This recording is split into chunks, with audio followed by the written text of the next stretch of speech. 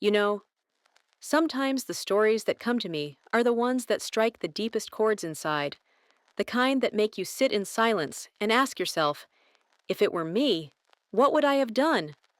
There was a man who had been married for 15 years. He thought he knew his wife as well as the back of his hand. Life had fallen into its quiet rhythm, the familiar dinners, the gentle kiss before she left for her girls' night out. She'd smile, tell him not to wait up, and he never questioned it, because that's what trust is, right? But 2 hours later, there was a knock on the door. One of her friends stood there, looking confused. She asked if his wife was home, because no one in their group actually had plans that evening. In that moment, his heart dropped. A cold wave ran down his spine as the truth began to seep through the cracks. The dinner, the new dress, the perfume, all just props in a story she'd written to make him believe in a night that never existed. And in that silence, when truth starts whispering, something inside a person breaks, irreversibly. It's not just betrayal. It's the moment when an entire shared world collapses. Later, he said he just stood there, phone in hand, not knowing whether to call again or start learning how to forget the life he once believed was real. Sometimes love doesn't die in fights or anger. It dies quietly, in familiar smiles and casual goodbyes. That night wasn't just the end of a marriage. It was the moment he realized the woman he loved had left him long before she walked out the door. And maybe, the most painful part isn't the betrayal itself, but the moment you realize that the person who once belonged to you stopped being yours a long time ago. After that night, he couldn't sleep. The house, once so familiar, suddenly felt foreign. Every wall, every object seemed to hold secrets he wasn't ready to face. He sat in the dim light, replaying every memory, searching for some reason that might make it all make sense. But the only reason he found was betrayal. He opened his laptop and logged into the family phone account, where every call and message was recorded. At first, everything looked normal, until he saw a number that had appeared hundreds of times over the past 2 months. Calls, messages, daytime, nighttime, weekends. So frequent, it couldn't possibly be work. He tried calling it. A cold, mechanical voice answered, "The number you have dialed is not available." No name, no greeting, just an empty, indifferent silence. He searched his memory.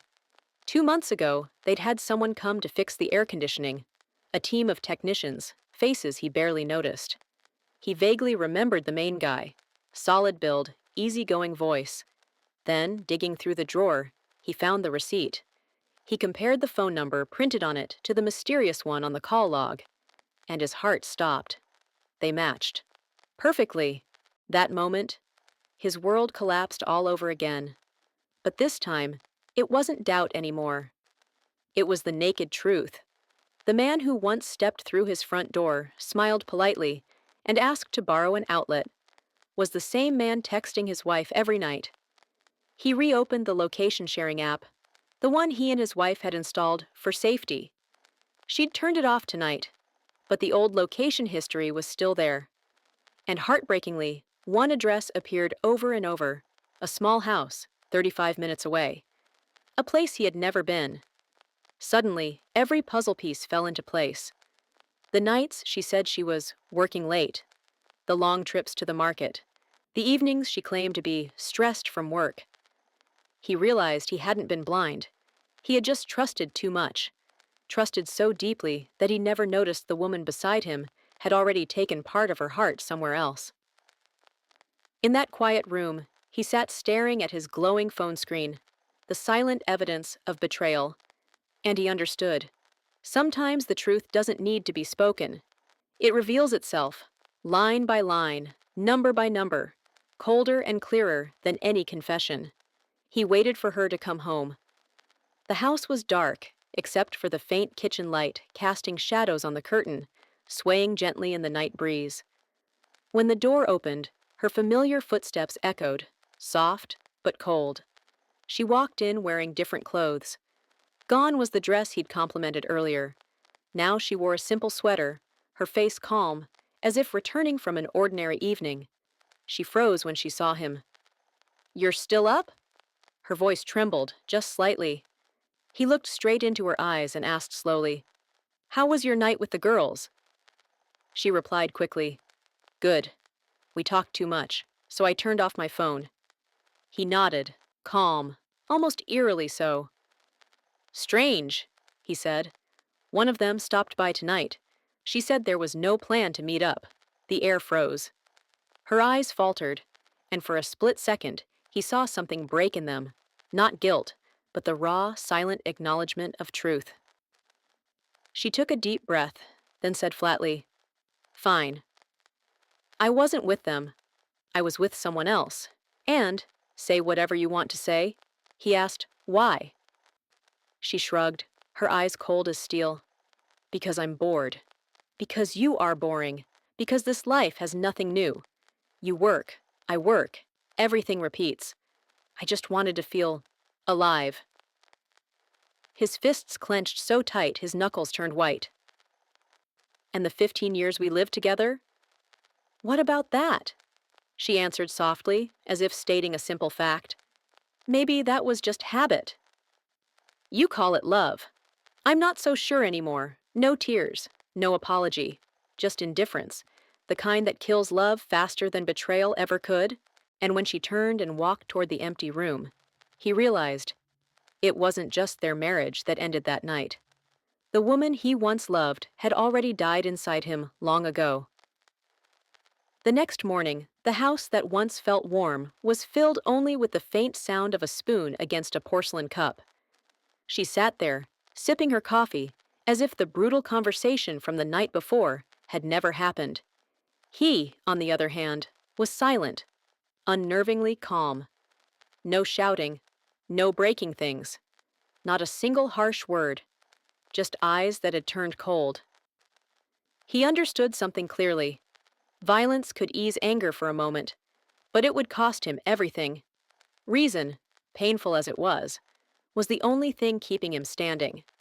While she assumed he would crumble, he spent the entire morning doing the opposite, opening his laptop, organizing every piece of evidence, photos taken through the window, text messages, phone location data. Each item had a date and time, proving beyond doubt the affair she thought she'd hidden. In the state of Georgia, fault divorce laws still exist, meaning the spouse who commits adultery can lose a significant share of the marital assets.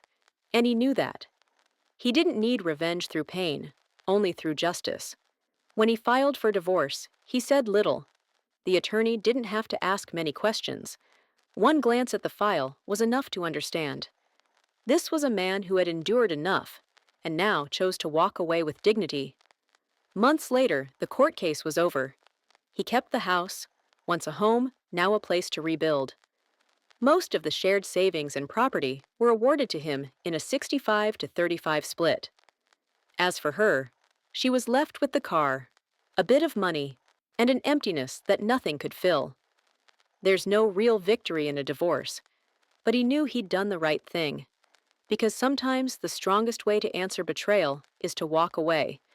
Not to hurt someone, but to make sure they can never hurt you again. After everything came to light, her life was never the same.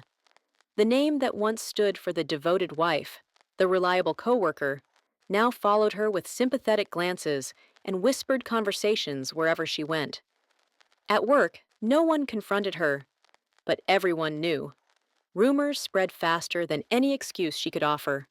The friends who used to be inseparable sisters suddenly fell silent. She texted, no replies. She called, only to hear distant, polite responses. One of them, the same friend who had unintentionally exposed the truth that night, finally said to her, "We can't pretend we don't know. You used us to hide something wrong." That sentence was the final cut, severing the last fragile tie between her and the life she once had.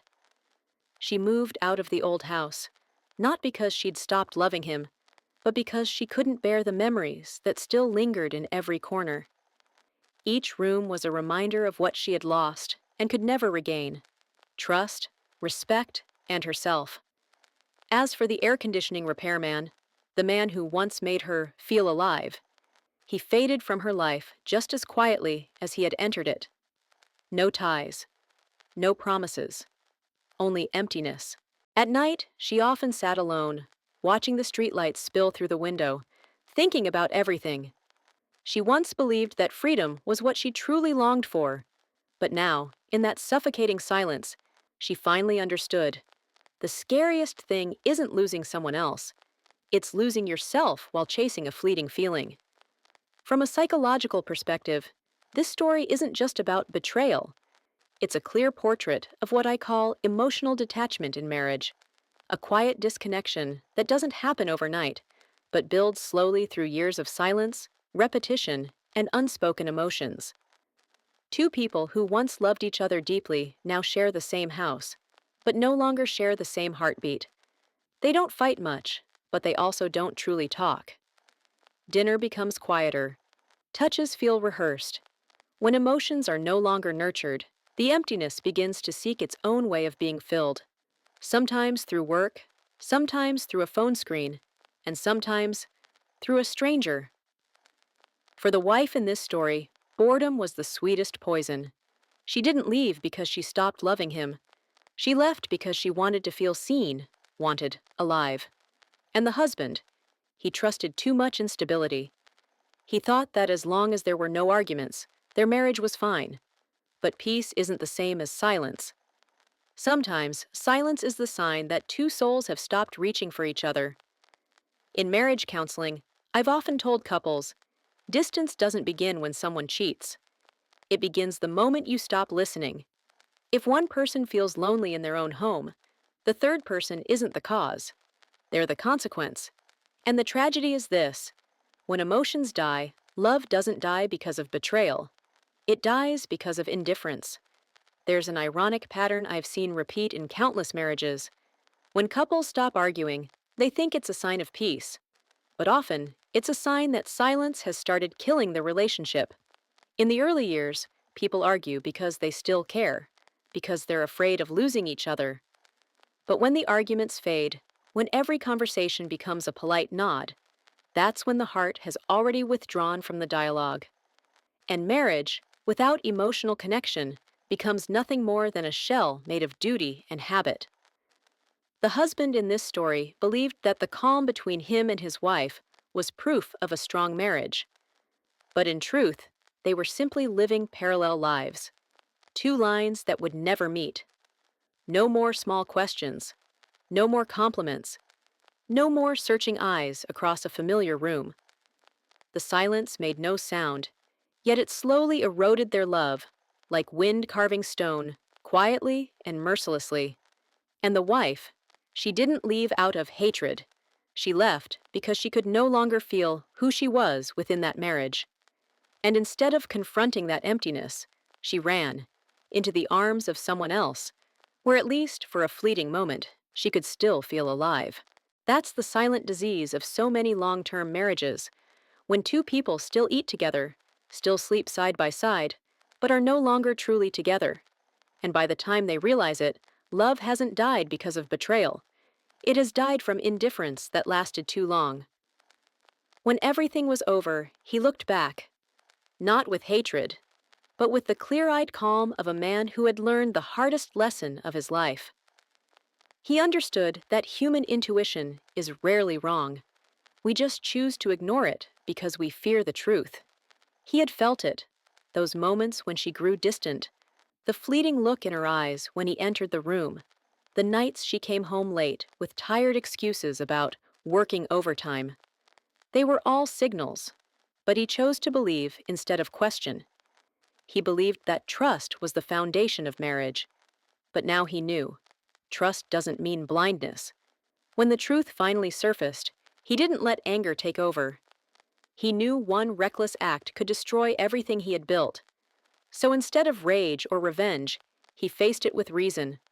Quietly, methodically, he gathered evidence, messages, call logs, photos, not to boast, but to protect himself in a legal battle he never wanted, yet had no choice but to fight.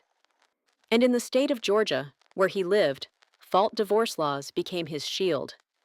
Every piece of evidence he had legally collected proved that he was the wronged spouse, and that changed everything in the court's eyes.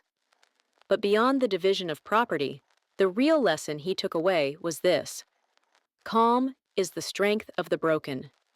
Because when your heart shatters, reason becomes the only bridge that can carry you out of the abyss, to rebuild your life, with eyes now open and a soul no longer naive, but stronger than ever.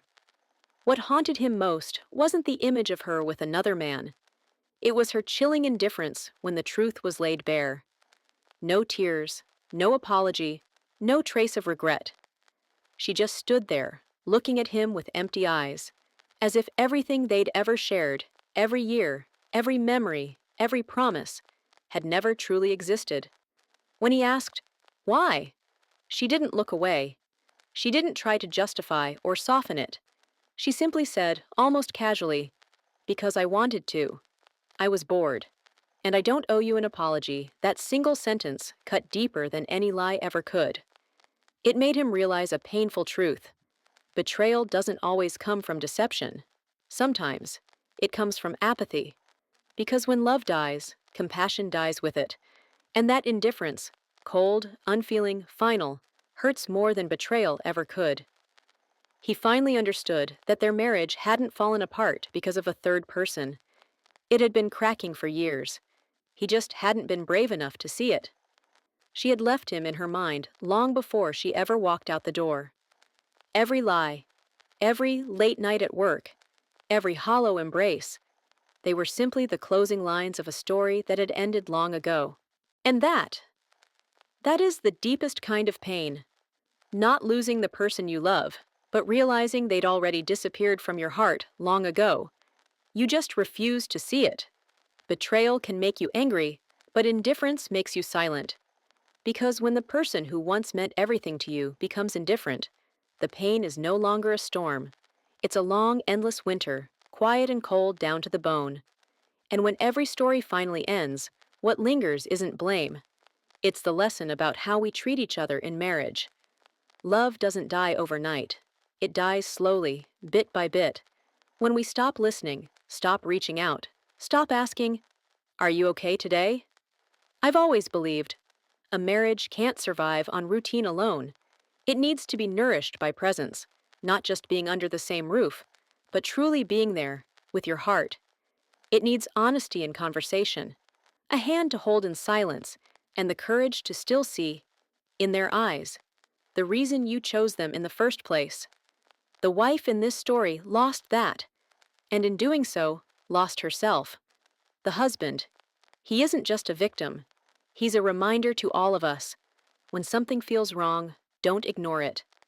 Because silence in love is often the first sign of its ending. I share this story not to condemn, but to remind us, those who love, who are married, or who are searching for love, that love is not magic. It's a journey that requires two people to walk together, to hold on together, and to learn to love each other again every single day. If you're listening to me right now, take a moment to think about the person beside you. Have you really listened to them lately? Are you loving them with your whole heart, or just out of habit? I'm Veronica Hale, and this is Love and Lies TV, where we look back at real stories to understand love, loss, and the art of beginning again. If this story touched something in you, please like, share, and leave a comment below. Tell me, what do you think about this story? Because your words might just help someone out there find their way back to themselves